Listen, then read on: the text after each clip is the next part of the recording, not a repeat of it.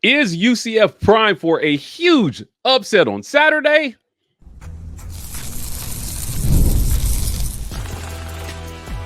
You are Locked On UCF, your daily podcast on the UCF Knights, part of the Locked On Podcast Network, your team every day. Welcome to Locked On UCF, your daily UCF podcast. I'm your host, Mike G, and thank you so much for making Locked On UCF your first listen of every day. Joining me is my good friend, Andrew Glukov. Andrew, you've been doing this thing for a while. I'm going to tote your credentials until everybody knows you've been covering UCF for over 6 years here for the last word on sports. UCF has a big game, a huge game on Saturday versus number 9, Iowa State. All the talk is going to be about quarterback. Gus has not named a starting quarterback. I feel like it has to be Jacurri Brown. It has to be Jacurri Brown. You got to go with the hot hand. You know, EJ Colson earned that start, but he was playing at home. It's safe. And he struggled. He looked like a freshman, and that's okay. Jacurri Brown transferred from Miami, looked a lot more comfortable. He was able to move the ball. He protected the ball. That was the big thing. He avoided turnovers. I was going to say, he didn't turn the ball over at all. As a matter of fact, he looked sharp. PFF noted that he didn't even have a turnover-worthy play. He didn't even come close to turning the ball over, which has got to be a good sign if you're Gus Malzahn. Yeah, and let's take a step back. You know, they didn't win against Cincinnati. The offense sputtered, but you have to understand, you know, there's a lack of chemistry. They didn't have that much practice time, so there were some timing issues on throws. Even, you know, wide receiver Kobe Hudson said he could have done better, and he's the best, receiver on the team. Yeah. You know, there is room for growth, and I think you're going to see that growth start last week, move on to this week against Iowa State, and then come back home, for the second half, for the home stretch of the season. Yeah, look, he's going up against an Iowa State defense. It is the stingiest pass defense in the Big 12. As a matter of fact, I think they're allowing just over 140 yards per game through the air. So this is going to be a significant test for Jacurri Brown here, and what will be his first start, for UCF here. I think that this defense for Iowa State, it scares me. It scares me because they're not giving up points. They're not giving up yards through the air. They're as stingy, and this defense is a big reason why they're sitting here at 6-0 and number 9 in the country. You have a top 5 pass defense. You're going up against a team that is not a good passing team. UCF's a run first, run second team. If they can reestablish the run like they did earlier this year, if they can, get past the idea of crashing the line, which is what started with Colorado and then Florida and Cincinnati successfully replicated it. If they can reestablish that run game, I think they'll be able to use the pass game sparingly. But if they fall behind early, like they've been doing the last handful of games, they're going to have to go back to that pass game. And you're right, this is not a team that gives up a lot of yards. They're ball hawks. You have Jontez Williams, 3 interceptions, Jeremiah Cooper and Darian Porter, 2 picks each. And then you got another few interceptions in there. This is a ball hawking pass defense. And, Jacurri Brown, most likely the starter for this game, he's going to have his work cut out for him. So it's going to really be up to that offensive line that's been much maligned to be able to develop any sort of run block and allow, RJ Harvey to do what he does. I mean, he's one of the best running backs in the Big 12, but you wouldn't really notice the last 3 games. He's just kind of, disappeared for the most part because the blocking's been so bad.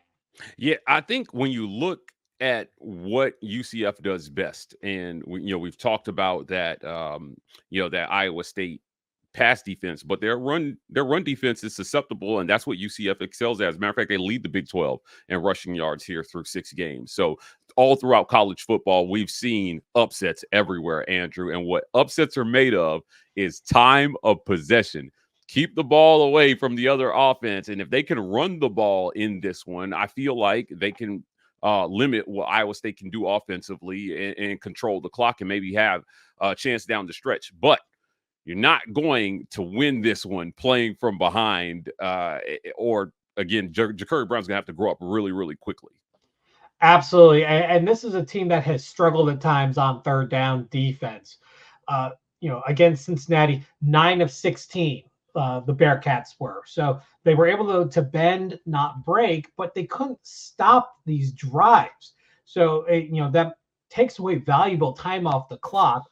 And, if they had a little bit more time, UCF got down to the Cincinnati 25-yard line on their last play. So, if you could get off the field, stop Iowa State's offense. And I do want to highlight Brendan Sorsby, is a very good quarterback. He racks up the yards. Cincinnati's offense was one of the tops in the Big 12. And UCF's defense held them in check. 19 points. Sorsby passed for less than 250 yards through 2 interceptions.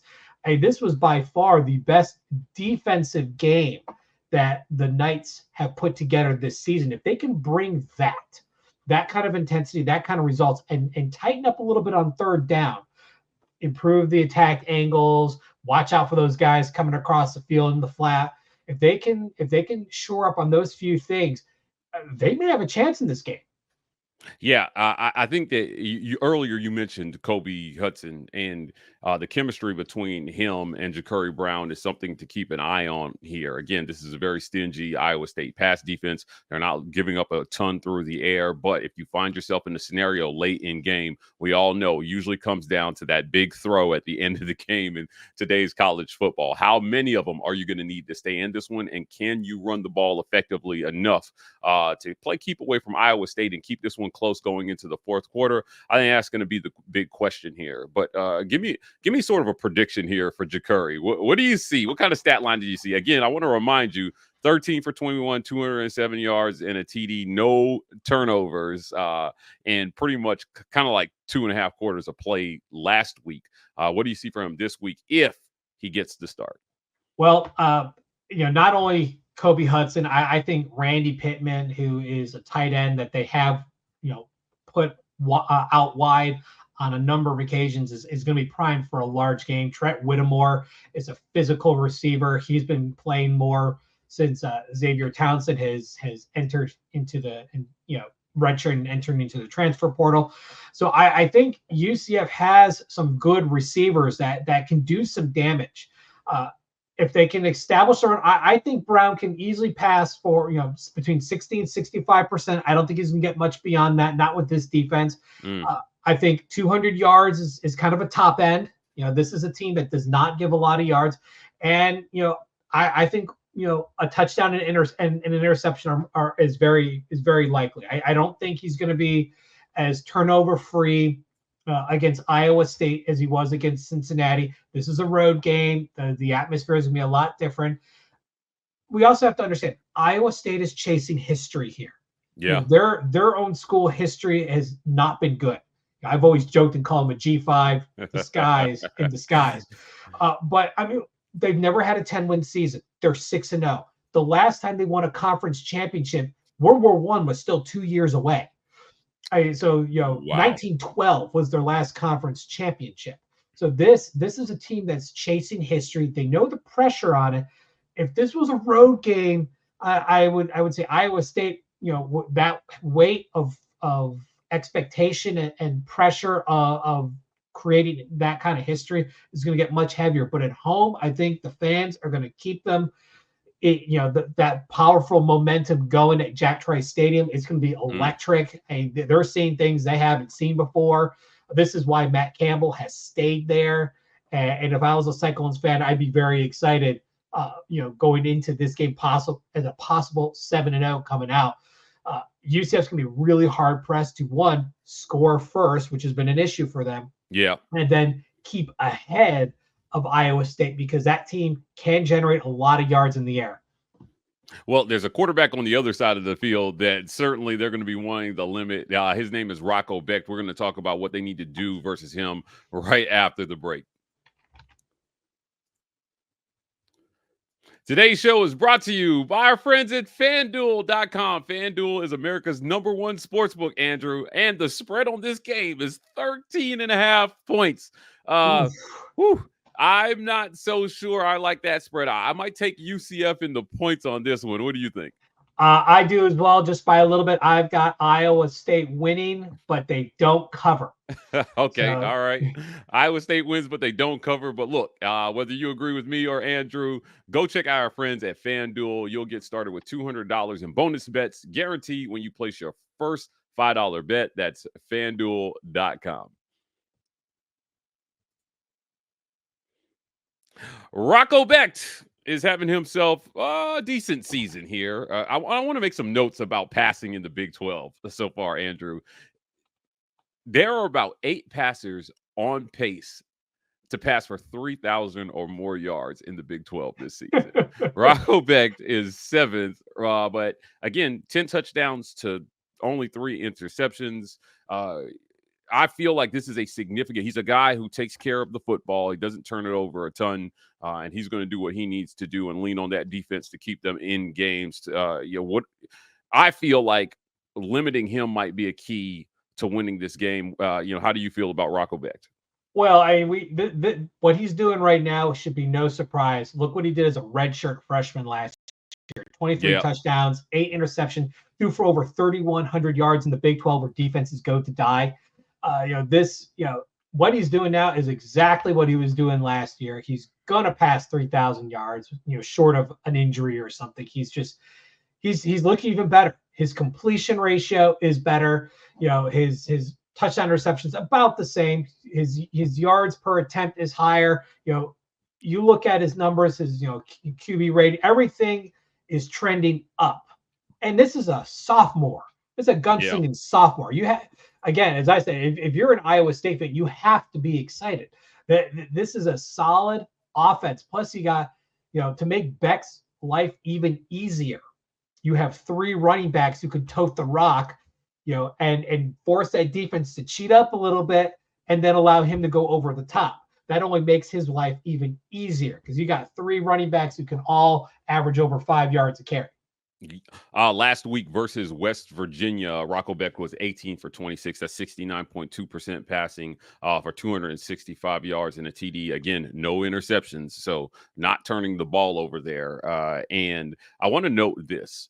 He was under pressure on 36.7% of his dropbacks. Now, for reference, for our listeners, a normal pressure rate is somewhere in the mid to high 20s. So 25 to 28% there. That's about a normal pressure rate. Once you start getting under pressure over 30%, your line is giving up some opportunities to the defense. I feel like there might be an opportunity here for UCF to get in and make him uncomfortable to try to get him out of sync and win this game. And that's been one of UCF's hardest problems, is pass pressure. It hasn't been there. This past week, that was by far the best pass rush we've seen. Just by far, it's been a much maligned unit that just doesn't rise up to the occasion. At one point they were ranked very last in FBS in number of sacks. They've climbed up a little bit. Yeah, they've climbed up a little bit. They're still struggling. But they are slowly making the way up. They're currently tied for 127th in the FBS, which is, one step below last at 5 sacks on the season. The last team, Oregon State, has 4. So this is not a team that creates a lot of sacks, but they do create some hurries. They've had a lot of times where they've gotten close. Sorsby took some shots. He took some massive hits during the game last week, and there were a couple times where he was slow to get up. So even if they don't register sacks, if they're able to get legal quarterback hits on Becht and throw him off, get in his head a little bit, that can also yield some positive results. Now, Iowa State, we noted how great their pass defense is, but UCF is number 2 in the league in run defense, allowing only 91.2 yards per ground on the game. So maybe making Iowa State one-dimensional and forcing Rocco Becht to win the game with his arm is the key here for UCF. Well, if they can, do what they did against, Brendan Sorsby and make Rocco Becht put him on an island. This defensive backfield can rise to the occasion. You have a number of very talented defensive. BJ Adams had himself a game last week. Really rose to the occasion after really being quiet for the first portion of the year. Deshaun Pace, who's more of a linebacker, has been a standout transfer from Cincinnati. Ethan Barr, also another transfer, at linebacker. The way UCF traditionally runs a nickel defense. So obviously you got 5 defensive backs. Those 2 linebackers have so much pressure on them because they have a lot of field to cover. So the fact that these guys are doing pretty well for the most part, outside of a few bad position plays where you're just out of position. You get caught trying to go one way and it goes the other, and as a result you try to make that shoestring tackle and it doesn't work and it opens up a deep play. I saw that 2 weeks ago. I didn't see that part as much last week. I thought the tackling was a lot more sound. Again, it comes back to, can they bring that intensity on the road? They couldn't do it against Florida in the first half. They were able to tighten up in the second half when Florida changed their offense. Florida was dinking and dunking and tearing up UCF's defense in the first half. They went conservative, ran the ball a lot more to milk the clock. In the second half, UCF's defense shut them out. So if UCF's defense can continue that positive trend from the second half through Cincinnati and into Iowa State, again, that is, if they can keep within a 21 points or less scoring by Iowa State, they have a legit shot at this. Yeah, look, last week versus West Virginia, Rocco Becht was 3 of 4 on passes of 20 yards or more down the field. So he'll test you some down the field. And you mentioned that this is an opportunity for that UCF defensive backfield to maybe get in there, make some plays. I think limiting the big plays as well, too, is going to be a big key in this one. Take away the deep throw, cover them underneath, and see what they can do. On the season, though, it looks like Rocco 21 passes of 20 yards or more down the field, and he has completed 11 of them. So he's just around 50% there, just over 50% there on passes down the field. Look, I think that big plays, you have, if you're UCF, you don't want to play from behind, you've got to limit the big plays in this one. You've got to limit the big plays. You have to communicate the big plays that they fell victim to is because of communication breakdowns. But their biggest weakness is actually the short third. You can dink and dunk on them and move the ball at will. Graham Mertz did it for Florida, 2 weeks ago, and he was incredibly successful at it. Shedeur Sanders, that's what he was doing for half the game, was just little short pops, and they were working, and eventually it opened up the deep pass to Travis Hunter. So if UCF has to be able to, you play loose, but you got to play smart. And I know they want to bend and don't break, but if you give up 4 yards every play, they're going to keep getting first downs. And that's where UCF really struggled, was getting off the field third down. And that's just going to wear you out as the game goes on. Add on the fact you're on the road and you don't find much sympathy. Yeah, there's not going to be a whole lot of sympathy, I think, here on this one. Iowa State's looking to make a playoff run, and you mentioned earlier how historic this is for them to be in contention at this point in the season. We got to make a score prediction before we get out of here. So Andrew and I are going to give our score predictions right after a word from our sponsors. Andrew, you ever feel like you need a little boost in the bedroom? Oh boy, that's a personal question. It's time to stop worrying about your performance and get Hims, so you can feel confident knowing you can get hard and stay hard whenever you're in the mood. Hims is changing men's healthcare by providing you with access to affordable sexual health treatments from the comfort of your couch. No insurance needed. And one low price covers everything from treatments to ongoing care. Start your free online visit today at hims.com/lockedon. That's hims.com/lockedon. All right, we've arrived at that time. It's Friday, and there's a game tomorrow, and we've got to give a score. Again, we mentioned that this show is brought to you by our friends at FanDuel. They've set the spread at 13.5. You mentioned earlier that you feel like Iowa State wins this one, but maybe doesn't cover the spread. What's your score here? I have 31-20, which would be just a little bit under the spread. UCF has replaced their kicker. Colton Boomer left a couple weeks ago. Okay. He has left the program to go in the transfer portal. Grant Reddick has come in, has not missed a kick yet. Has been impressive. And UCF's red zone offense has been nothing short of atrocious. Yeah. They can't get in the end zone. And so I think they're going to have to rely on that field goal kicking. But as a result, they're not going to be able to keep up with Iowa State's offense. 31-20 is what our friend Andrew has. Let me add some context to here. Is this a game going into the fourth quarter, or do you feel like what does the game flow look like? Well, I think Iowa State's going to jump out early because UCF just struggles on defense in that first half. I think they'll chip away a bit in the second half, but it's going to be too little, too late. Okay, all right, I can dig that.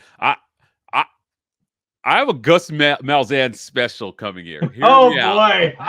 Like, he's good for this, man. I'm telling you, he's good for this. I've covered him for a long time. Obviously, I cover Auburn football, and I covered Gus there.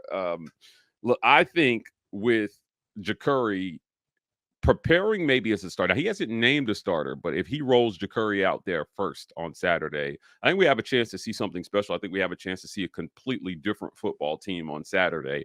I've got UCF pulling the upset here on the Cyclones 24-21. So I think it's a game going into the fourth quarter, and I think that UCF absolutely gets their season back on track on Saturday by pulling out the win.